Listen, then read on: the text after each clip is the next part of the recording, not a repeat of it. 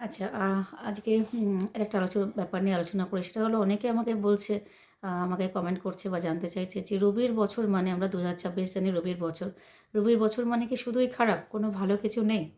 তো আমি আজকে আপনাদের কাছে ক্লিয়ার করে দিই যে রবির বছর মানে কিন্তু ভালো অনেক কিছুও আছে যেগুলো আমরা হয়তো নজরআন্দাজ করে যাচ্ছি। ভালো অনেক কিছু আছে। কারণ দেখুন, আ সূর্য তো সবচেয়ে শক্তিশালী গ্রহ আমরা জানি। সবচেয়ে শক্তিশালী গ্রহ যদি কেউ থাকতে পারে তো সূর্য, রবি। তো সেই রবি এবছর আমাদের ইন্ডিয়াতে রবির বছর বলা হচ্ছে। তো নট অনলি ইন্ডিয়াতে, অল ওয়ার্ল্ডে। তো আমরা ভারতের কথা কেন বলি? এই জন্যই বলি যে ভারত সবচেয়ে ধার্মিক দেশ হিসেবে গণ্য হয়। সেজন্য আমরা ভারতের কথা বেশি উল্লেখ করি। আ যেটা বলছিলাম, রবিকে কিন্তু আমরা দেখুন যশ, মান, সম্মানের গ্রহ বলে জানি। রবিকে আমরা যশ, মান, সম্মান এসবের গ্রহ বলে জানি। তার মানে যিনি গুণী ব্যক্তি, সে নিশ্চয়ই তার উপযুক্ত সম্মান কিন্তু বা তার উপযুক্ত তার যা যোগ্যতা, সেই অনুযায়ী তার প্রাপ্তি এবছর হবে। যে এবছর খুব বেশি খাটবেন, খুব বেশি পরিশ্রম করবেন, তা সে নিজের পড়াশোনার ক্ষেত্রে হোক, চাকরির ক্ষেত্রে হোক, ব্যবসায় হোক, যদি কোনো মানুষ খুব বেশি পরিশ্রম করেন, তার জন্য কিন্তু ২০২৬ খুব ভালো একটা জায়গা নিয়ে যাবে। আর কি না, যদি কোনো মানুষ খুব মন থেকে স্বচ্ছ হয়, ধরুন আমরা দেখি না সমাজের সরল মানুষগুলোকে আমরা খুব বেশি তুচ্ছ-তাচ্ছিল্য করি যে ও বোকা, ও সরল।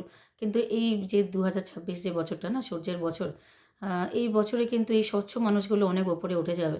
স্বচ্ছ সরল যে মানুষগুলো, সেই মানুষগুলোকে কিন্তু অনেক উপরে উঠতে সাহায্য করবে রবি।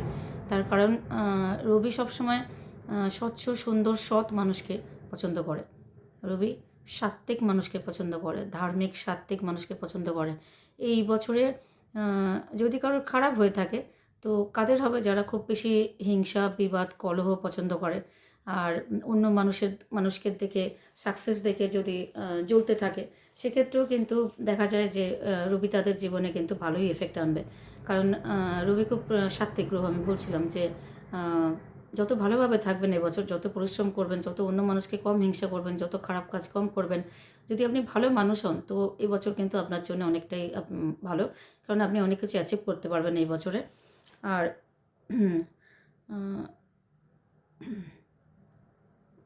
মানে এবছর যদি কারোর উন্নতি হয়ে থাকে, তো ভালো মানুষদের হবে। খারাপ মানুষদের কিন্তু এবছর অনেকটাই অবনতি হবে।